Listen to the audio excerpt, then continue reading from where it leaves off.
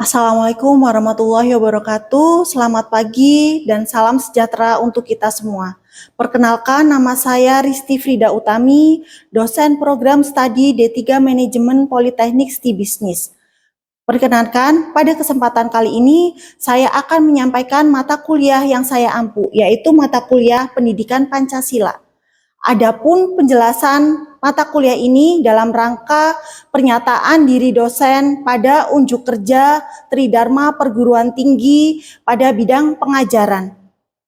Pada mata kuliah ini, yaitu mata kuliah Pendidikan Pancasila, saya menggunakan metode pembelajaran DAE atau Delivery, Interaction, serta Assessment yang berfokus pada Student Center Learning dan juga studi kasus. Izinkan saya untuk memberikan gambaran atau deskripsi mata kuliah Pendidikan Pancasila. Mata kuliah ini merupakan mata kuliah wajib pengembangan karakter yang diampu pada semester 1 dengan bobot 2 SKS. Di dalam mata kuliah ini, mahasiswa diharapkan mampu untuk mengerti, memahami, mendalami, menghayati tentang pendidikan Pancasila, sejarah bangsa Indonesia, sejarah perumusan Pancasila, dan hakikat sila-sila yang terkandung dalam Pancasila dan juga Undang-Undang Dasar 1945. Adapun capaian pembelajaran lulusan atau CPL program D3 Manajemen yang dibebankan pada mata kuliah ini adalah yang pertama, bertakwa kepada Tuhan Yang Maha Esa, mampu menjunjung tinggi nilai-nilai kemanusiaan dalam menjalankan tugas berdasarkan agama, moral, dan etika. Yang ketiga, berkontribusi dalam peningkatan mutu kehidupan bermasyarakat, berbangsa, bernegara, dan peradaban berdasarkan Pancasila. Yang keempat, berperan sebagai warga negara yang bangga dan cinta tanah air, memiliki jiwa nasionalisme, serta rasa tanggung jawab pada negara dan bangsa. Yang kelima, mampu bekerja sama dan memiliki kepekaan sosial, kepedulian yang tinggi terhadap masyarakat dan lingkungannya. Yang keenam, menghargai keanekaragaman budaya, pandangan, kepercayaan, dan agama, serta pendapat atau temuan original orang lain.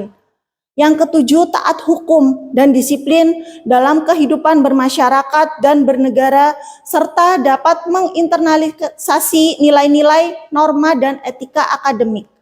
Yang kedelapan, menunjukkan sikap bertanggung jawab atas pekerjaan di bidang keahliannya secara mandiri.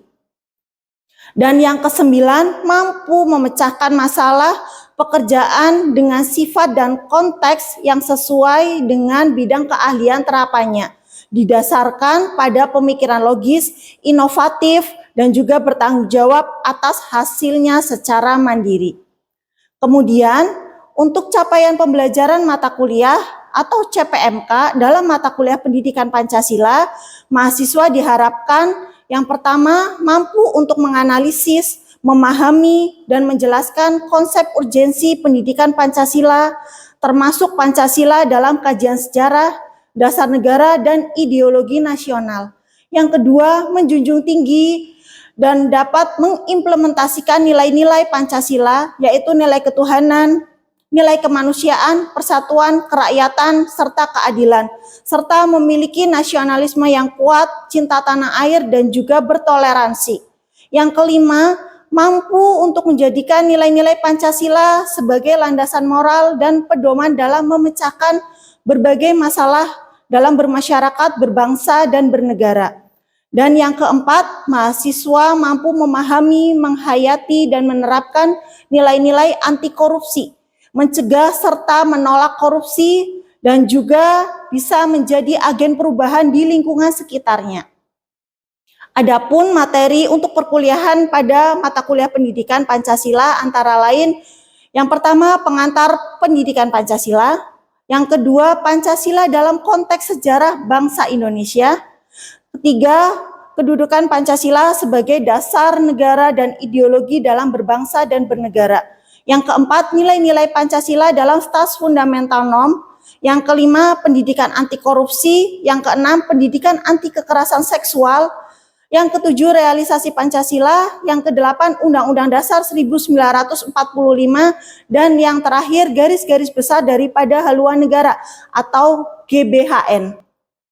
Metode yang digunakan dalam mata kuliah ini yang pertama yaitu delivery, di mana saya akan menyampaikan materi kepada mahasiswa.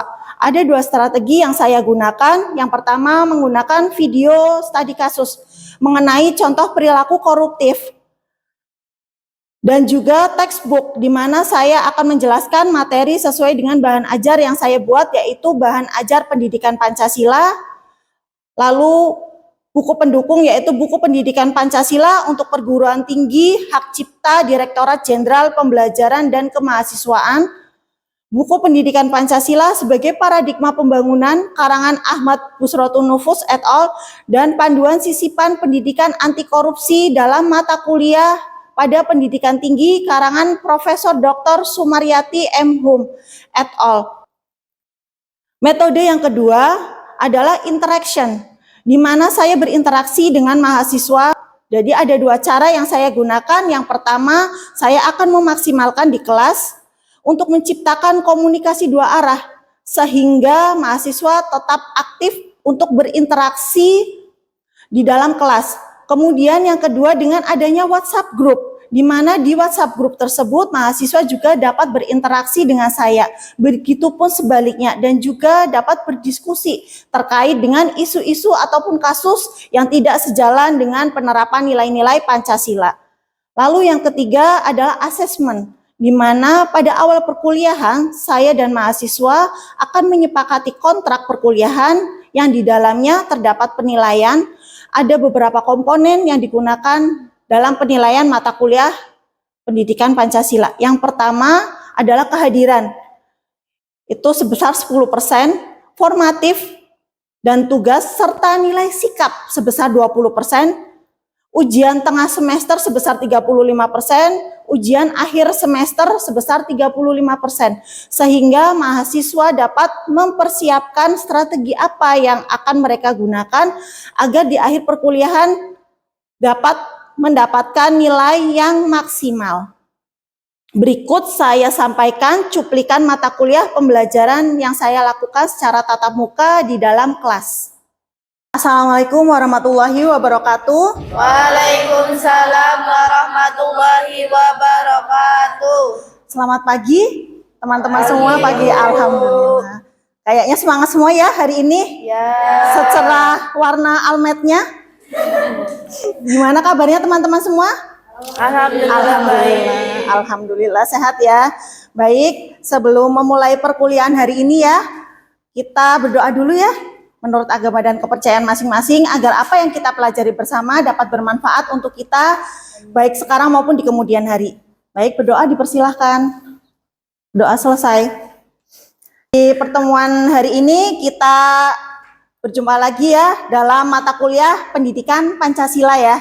Sebelum memulai materi, saya akan melakukan absensi terlebih dahulu ya agar memastikan kehadiran teman-teman semua pada hari ini. Afinda,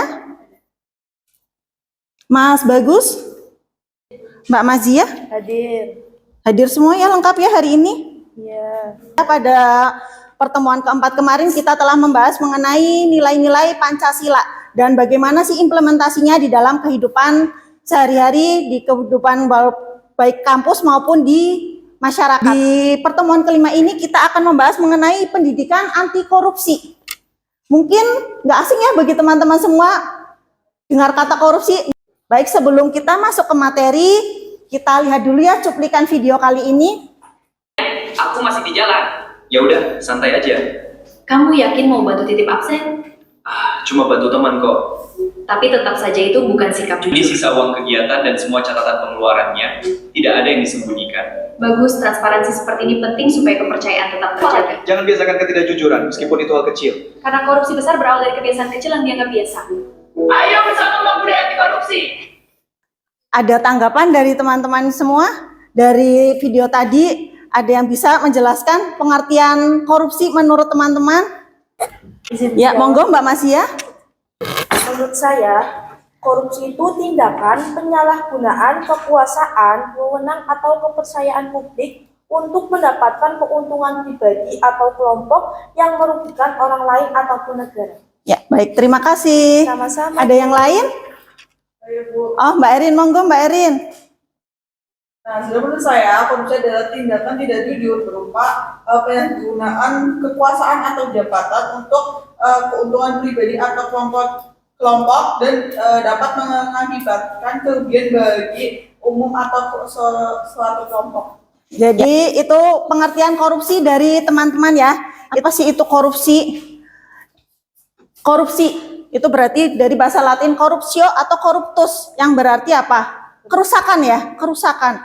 Itu juga dari bahasa Inggris corruption ataupun bahasa Belanda korupsi yang artinya juga merupakan kerusakan, kebusukan. Jadi secara harfiah korupsi itu merupakan kebusukan, kerusakan, ketidakjujuran ya, dapat disuap dan tentunya tindakan tidak bermoral.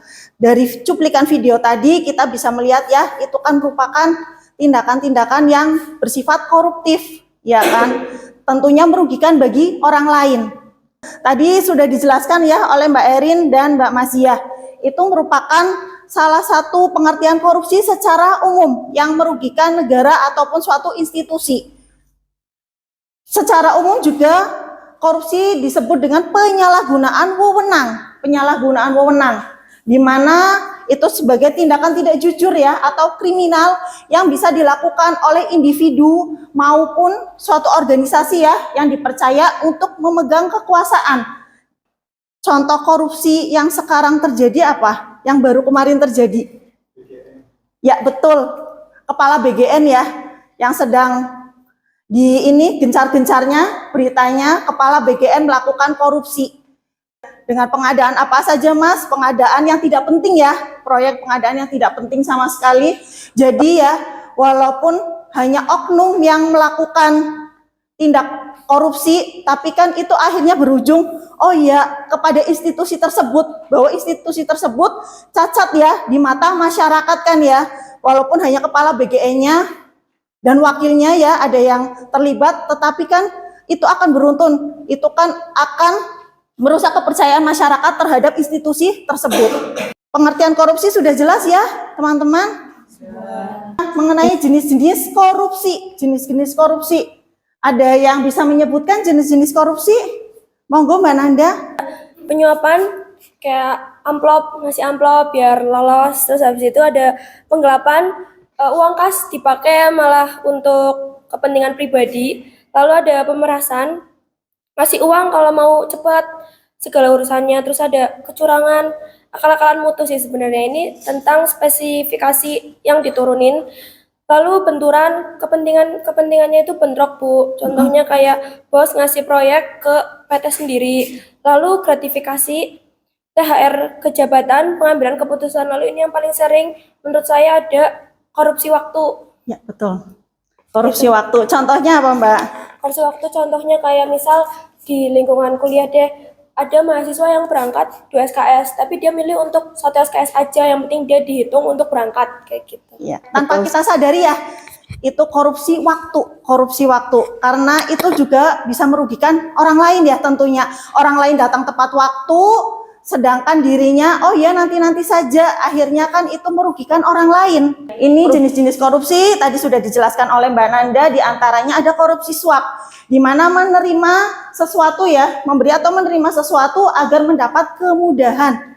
Yang sepele saja ya, diberi amanah untuk membawa alat tulis kantor ataupun peralatan kantor seperti laptop, HP dan lain sebagainya. Itu kan diperuntukkan untuk kepentingan kantor sebetulnya. Tetapi dipergunakan di rumah, oh tidak apa-apa lah dipakai sebentar untuk kepentingan misalkan anaknya mengerjakan tugas, itu termasuk juga tindakan koruptif sebetulnya. Lalu korupsi nepotisme, itu jabatan yang sering terjadi ya. Ketika seseorang itu punya jabatan, terus oh iya koleganya sahabat, anak sahabat, ataupun masih ponakan, itu bisa masuk ke perusahaan tersebut atau instansi tersebut. Padahal si anak tersebut yang mau dimasukkan itu tidak berkompeten di bidangnya. Tetapi karena kenal, oh iya bisa masuk. Sering terjadi ya? Sering. Dan korupsi markup, ini sering sekali ya. Apalagi bagi bendahara-bendahara, terus yang ya akuntan-akuntan ya, nanti disuruh bosnya untuk markup. Terus misalkan ini ada proyek ya, proyek jalan, misalkan pembuatan jalan desa, dananya sekian, tapi ternyata yang dibelanjakan sekian, tidak sesuai dengan anggaran yang sudah direncanakan. Jadi agar bisa memperoleh keuntungan sebanyak-banyaknya. Faktor-faktor penyebab korupsi apa sih yang menyebabkan korupsi? Di antaranya ada faktor internal dari dalam diri seseorang tersebut ya. Tentunya kelemahan moral dan gaya hidup. Orang yang namanya orang itu tidak akan pernah merasa puas ya akan dirinya. Mereka itu pengennya dapatnya lebih dan lebih. Karena itu kan misalkan orang tersebut tidak bergaya hidup sederhana, konsumtif, otomatis kan orang tersebut akan butuh yang namanya biaya terus-terus, dan apabila ada celah korupsi, ya kan, orang tersebut akan memanfaatkan celah-celah tersebut. Selanjutnya faktor eksternal. Faktor eksternal itu yaitu lemahnya penegakan hukum serta pengaruh lingkungan sosial dan tekanan organisasi yang selalu menganggap korupsi itu hal lumrah. Selanjutnya definisi dan contoh integritas. Integritas itu apa? Iya, jadi integritas itu apa? Apa yang kita katakan dan apa yang kita perbuat itu harus sama. Yaitu konsistensi antara tindakan ya, dan nilai-nilai norma moral ataupun etika, di mana seseorang itu selalu bertindak jujur dan juga sejalan dengan apa yang dikatakannya. Jadi tindakan sama perkataan itu harus sama. 9 nilai utama anti korupsi. Bisa dilihat, itu bisa dihafalkan ya. Jumat bersepeda kakak. Ya, biar gampang ya ngafalinya. Jumat bersepeda jujur, terus mandiri, tanggung jawab, berani, sederhana, peduli, disiplin, adil, dan kerja keras. Ada yang bisa menyebutkan ini jujur itu apa sih?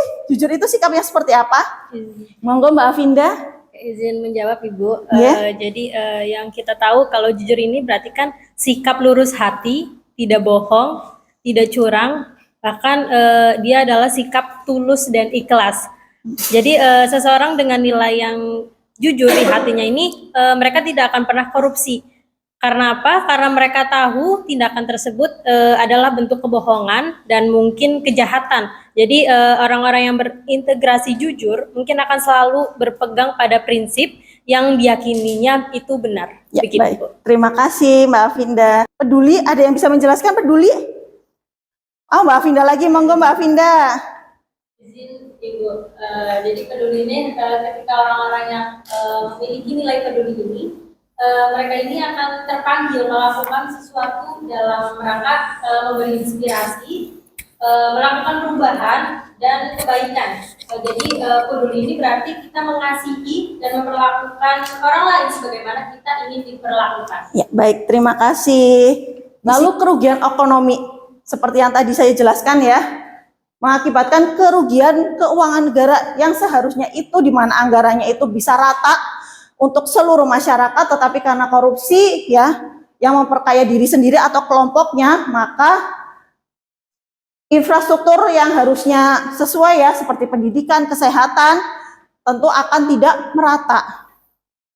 Selanjutnya, bagaimana sih peran mahasiswa dalam gerakan anti korupsi? Mahasiswa itu sebagai agent of change.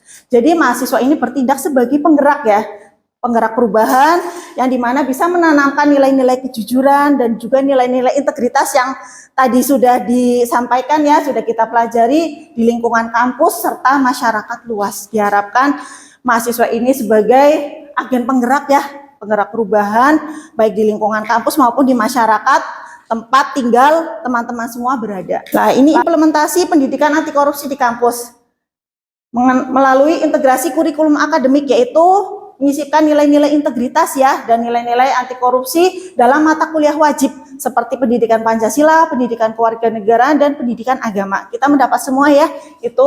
Lalu sosialisasi dan kampanye kreatif, seperti menyelenggarakan seminar, workshop, kompetisi seni yang bertema anti korupsi. Tentunya untuk membangun kesadaran di lingkungan kampus. Selanjutnya, saya untuk pertemuan minggu depan ya, saya meminta itu tugas untuk membuat video anti korupsi ataupun nanti dibuat poster anti korupsi. Nanti saya bagi menjadi 5 kelompok dan itu masing-masing temanya beda ya untuk pertemuan minggu depan. Saya sampai di sini, ada pertanyaan? Nggih. Bagaimana strategi yang efektif untuk menciptakan efek jera bagi pelaku tindak pidana korupsi? Yang pertama. Nah, yang kedua ada, apakah penerapan hukum mati dipandang sebagai solusi yang tepat dalam sistem hukum kita? Ya, baik. Terima kasih Mbak Mas ya. Jadi, bagaimana sih efek jera ya? Iya. Efek jera untuk para pelaku tindak pidana korupsi. Sebetulnya menurut saya ya, itu dengan cara perampasan aset. Jadi kita kan sudah punya ya undang-undang, tapi kan belum terrealisasi ya, belum disahkan undang-undang perampasan aset. Ya dengan cara memiskinkan. Kalau misalkan si pelaku korupsi itu masih cuma di penjara saja dan keluarganya masih bisa menikmati, itu kan tidak adil ya. Dengan cara perampasan aset, semua aset dimiskinkan. Lalu dengan juga memperbaiki sistem birokrasi yang ada di pemerintahan. Birokrasi yang ada di pemerintahan. Itu KPK itu punya yang namanya Trisula Pencegahan Pemberantasan Korupsi. Dengan cara yang pertama pendidikan. Pendidikan ya dengan cara ini ya, baik pendidikan formal maupun informal, mulai dari anak usia dini sampai usia dewasa ya, di kalangan kampus, sekolah maupun di masyarakat. Lalu yang kedua dengan pencegahan. Pencegahannya yaitu dengan perbaikan sistem-sistem yang ada di pelayanan publik pemerintah. Itu contohnya misalkan nih sekarang sudah mulai online semua ya sistemnya.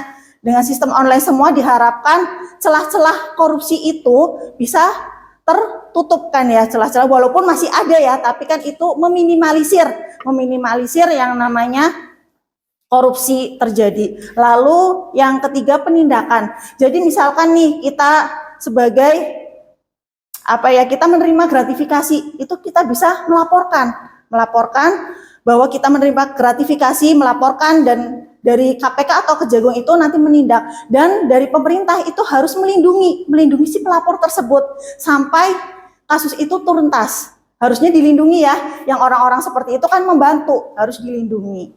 Nah, untuk hukuman mati menurut saya itu belum efektif karena memang belum ada sampai sekarang ya hukuman mati di Indonesia untuk para koruptor. Ya kan belum ada, walaupun korupsi itu termasuk kejahatan yang luar biasa ya. Tapi dalam undang-undang itu belum masuk ke dalam kejahatan yang luar biasa. Jadi hukuman mati di Indonesia itu hanya berlaku ya untuk terorisme ya, terus pembunuhan berencana sama narkotika. Belum masuk korupsi. Ya, sampai di sini ada pertanyaan lagi? Tidak ada, cukup ya materi hari ini. Jangan lupa untuk tugas ya, untuk tugas minggu depan kita membuat poster ataupun video mengenai jenis-jenis korupsi atau tindak anti korupsi. Nah, terima kasih teman semua. Jadi closing statement dari saya, masa depan bangsa ini tidak ditentukan oleh seberapa banyak aturan yang kita buat ya, melainkan oleh karakter dan integritas generasi mudanya. Jadi korupsi itu bukan budaya kita kan. Nah, mari kita putus rantai korupsi dari diri sendiri, mulai dari hal terkecil dan dimulai hari ini juga. Terima kasih teman-teman semua. Saya akhiri. Wassalamualaikum warahmatullahi wabarakatuh. Waalaikumsalam warahmatullahi wabarakatuh. Terima kasih Bu.